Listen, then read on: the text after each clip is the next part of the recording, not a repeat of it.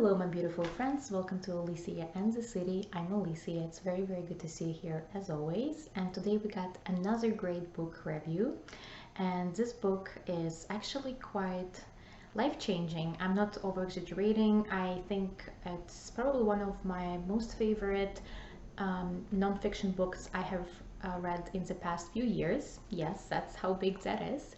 And I actually want to just point out I don't really like non-fiction books unless they're like really good and they actually give me a good tangible value.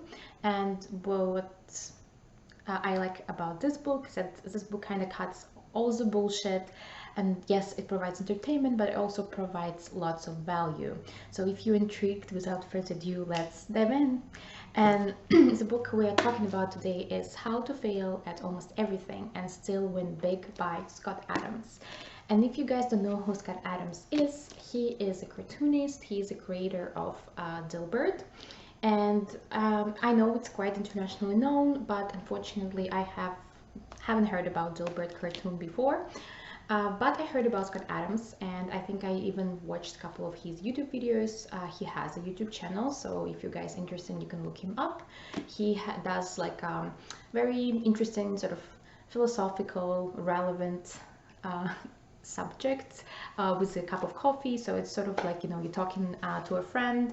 Yeah, he's quite an interesting person, but I was very intrigued by this book because just to give you a little bit about Scott Adams. So before he became a successful cartoonist, he failed at many things. And as you can guess, now being a famous multimillionaire and, you know, by all means a successful person, he learned quite a lot from those failures, and he actually shares it in this book.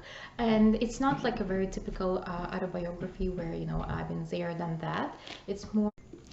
And another thing to mention is that Scott Adams is a public speaker, and you can imagine that one day he wakes up and he lost his voice, and actually for over 2 years he didn't have any voice. He couldn't say anything, and for a person who makes money publicly speaking, I don't think that's a good thing. And the craziest part is that nobody ever heard about his condition, so he researched it quite a lot, and he actually traveled around the world to see multiple specialists, and nobody could really help him out up until he found this one doctor. But I'm not gonna get any more into this whole story because he actually describes it in the book, and you know, I'm not a very great reteller of someone else's story, so I would rather have you read about his experience and how actually he gained back his voice, which is truly fascinating and inspiring. But I don't want to go into the whole his life story, because yes, it's important to the story, but what I really want to talk about is the values this book provides. So he actually gives you attainable strategies, sort of things he learns throughout his lifetime, and something which actually you can use in your everyday life. And I find it very helpful because a lot of those self-help books don't really give you any kind of practical advice. They just tell you, well, stay away from coffee, sleep well, be productive. Well, how to do all of those things? Yes, I know I have to be more productive and I have to be more healthy, but doesn't really give me any kind of advantage, doesn't really give me any kind of strategy. But this book does. So first thing I want to point out is that, as I mentioned, Scott Adams went through multiple failures. So he failed at 2 careers.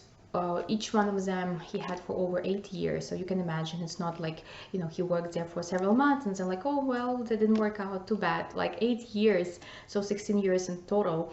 That's quite a lot. He also opened up multiple businesses, including some startups and some interesting projects he was very passionate about. So I can see that, you know, Scott Adams, deep in heart, he's like a very entrepreneurial person. But even, you know, when you have passion for those kind of things, it's not enough, and sometimes you fail. But he has a very optimistic outlook on life, which I think saved him quite a lot.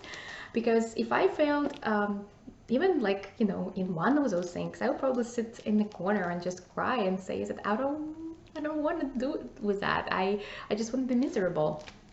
But I don't remember who said it. I think it was Churchill who said that success is basically going from failure to failure without losing enthusiasm. And it actually took me quite a while to understand the meaning of this phrase. I think I agree. It doesn't mean that you have to fail at absolutely everything, but what it means is that it's okay to fail because that's how you learn, and you never know those where those skills you learned and that experience and that network connections you gained through your previous failures are going to be useful for you in the future. So that's something I think we all should keep in mind. Another thing to point out is that Scott Adams is not a goal-oriented person. He is a system-oriented person, and that's something I've been hearing for quite a while now. And actually, I made it my priority for this year, 2021, to create systems for myself, not goals. And I mean, I don't want to do it for just this year. I just want to change my whole approach on how I sort of plan out my life, because I tend to think of myself as a goal-oriented person, and it makes me miserable because let's say I have 10 items on my agenda and I only cross out 7, so I have like 3 left per day, and it makes me quite miserable because I feel like a loser. I feel like I didn't put enough effort into fulfilling those extra 3 points. Whereas, well, look at me. I actually got 7 things done. So yay, I need to celebrate, but I don't, because that's not how our brain works.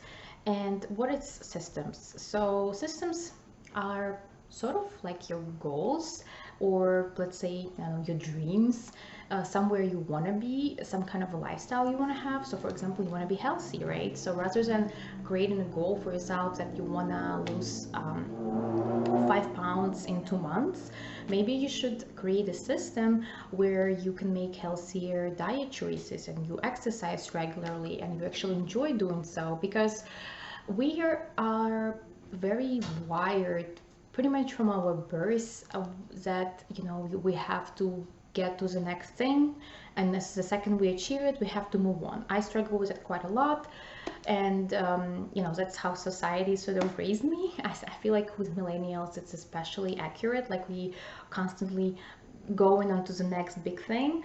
But what's important is to actually enjoy your life, because it doesn't matter how you're gonna get there or when you're gonna get there. What matters is actually are you gonna get joy from it as you're gonna be getting there, and what kind of value does it really bring you? So yeah, that's actually quite interesting. And for example, for him, he always wanted to be a successful cartoonist, but given he didn't have any art education or anything like that, he didn't know how it would happen, but he knew it will. And basically what saved him, because he had this system where he knew, like, yes, that's where I want to be, and every day he would wake up and he would tell himself, today is the day, even though if today is not the day, eventually it will be true. And like another thing I think a lot of people fail at, that they say, oh, I want to meet my soulmate by this date, and then like this date comes, nothing happens, they get pretty miserable, they give up. But what if they meet their soulmate literal next day? Does it mean that they are failures? Of course not. So that's why goals don't really work, or at least not the way how we see them. So definitely look into the whole systems versus goals approach. I think there are plenty of videos on the subject on YouTube already, but he describes it quite well with his personal experience. Another thing he mentioned, and I feel like I need to share with you guys, is that look who you surround yourself with. And that's quite interesting one, because we hear about it a lot, right? That our environment impacts us very directly in a very drastic ways, really. But it's quite interesting because I noticed that the majority of people I surround myself with, they are pretty much within the same um, the same level of income, and sometimes like even within the same industry as me, which is great because we have lots of things in common. But also it kind of stops me from growing, because when I know that my friends earn pretty much as I do, it's kind of like, well, I want to be like them. It sounds terrible, but I hope you get what I mean. There is no motivation for you to earn more or to get a job promotion. Of course I want to earn more, and of course I want to get a promotion, but I'm just saying, if I hanged out with people who, I don't know, own a house in Hamptons, and I would just see completely different lifestyle, would be exposed to it, I automatically will be more motivated and inspired to have the similar lifestyle. They just have how life works. We want to have what other people have. So it is a great motivator. And again, I'm not saying that to a point when you have to go ahead and just ditch all your friends and look for richer ones. That's not my point at all. But sort of just reflect on your kind of environment. Who are those people? What kind of energies they bring into the room? Are they inspiring you, or is they kind of dragging you back? Do they support you, or they rather make it all about themselves? So even from that perspective, how they make you feel. It's actually quite good to filter our environment once in a while, sort of like you throw away old things. Again, not comparing people to things, but it's kind of good to reflect on your relationship from time to time. And that made me think a lot about, what kind of people I surround myself with. Next point he mentions is the importance of diet and exercise. And I know it's kind of a given. Everybody knows that, when you live a healthy lifestyle, you live longer, you live happier, and just the quality of your life improves. However, he shares his personal views on the diet. So I would call him more of an intuitive eater. And I know that intuitive eating, it's like a big thing right now, but that's funny because he written this book. So this one was published in 2014, and I believe he actually had written it just around that time. So as you can imagine, it's been like well over 7-8 years now, and it resonates with me quite a lot, because I think a lot of people put completely unnecessary restrictions when it comes to healthy eating, just because they read it in some magazine, or I don't know, some doctor on YouTube said it. Of course, I'm over exaggerating, but you get my point. And rather than putting those restrictions, not that you have to shove French fries every day, but just be mindful of what you're eating. Try to ask yourself what resonates with you, what do you crave today. And I'm pretty sure sometimes our cravings, it's just certain micro element or certain vitamin we need, and maybe you can substitute it with something healthier. For example, usually when we want chocolate, it just means that we probably need some vitamin K or something like that. I actually need to look it up, but basically, you can look up what that means, what kind of vitamin deficiencies you have, and just fulfill those deficiencies. And another thing to mention is that you have to exercise, but you have to do it out of pleasure, and the more you do it, the more enjoyable it gets. Nobody starts exercising and on the very first day they run on a treadmill and it's like, yeah, I want to commit to it 5 days a week. You actually start enjoying as you go, and then there is different kind of exercise, and what might be good for one person not necessarily going to be good for another. For example, for Scott Adams, he found that he loves tennis. He's actually quite good at it. For me, I enjoy yoga and Pilates, and I understand it doesn't substitute cardio, but again, there is multiple ways of cardio. I used to hate cardio because I always felt like it's just me running, but I actually find out that there is like dance cardio, or just like jumping with a jump rope can be also a good way to do your cardio. So find your alternative, find what works for you, and that kind of can be applicable to everything in life. The way how you eat, the way how you, I don't know, dress, and all of the routines, make them your own, personalize them. Another thing he mentions in this book is, let's see, the math of success, he calls it. So basically, there is, odds for everything.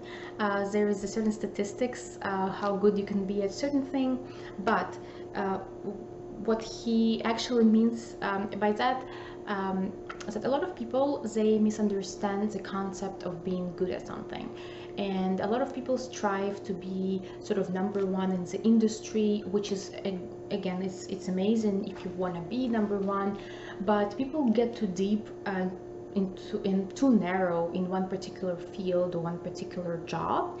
But rather than having that, it's actually more valuable if you get good at things, but multiple things, and you sort of gain multiple skills, and you don't have to be perfect at them, but you have to be good.